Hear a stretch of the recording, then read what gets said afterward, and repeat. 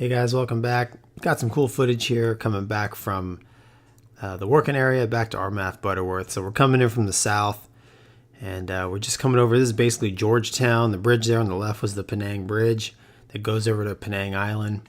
And we had requested basically a high-speed, low-level running into the runway, which really was a lot of fun. We get going about 500 knots,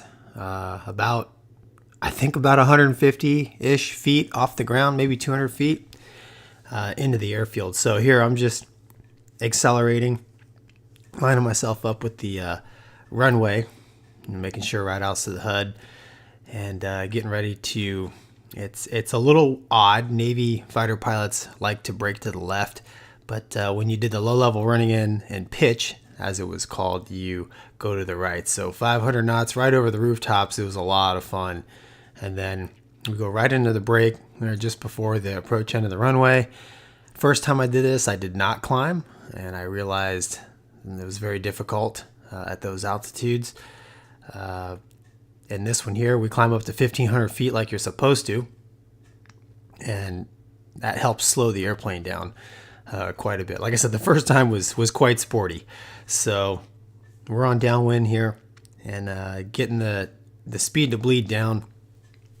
I'll put the raw footage at the end like I have in the past, and so you guys can watch. I hear all the jet noises. So here we're starting our final turn. Got the 3-down lock flaps, full hook harness, skid, dispensers off, I believe was the checklist, if my memory serves me right. Just working the airplane on speed, getting the sight picture down, compensating for any wind. Hopefully we did on downwind. There ahead of the airplane is Penang Island. That's where I lived, kind of on the tip of that island, which was amazing.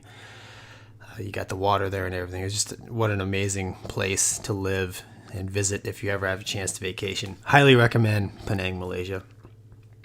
Anyways, rolling out on final.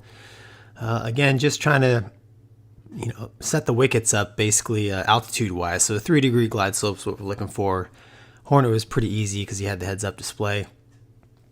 You could just put the velocity vector right on where you wanted to land on the field, and if that married up with about 3 degrees in the HUD, you knew you were on about a 3-degree glide slope. Off to the left there, you can see the alert hangars that the F5s usually manned, and then here over the keys.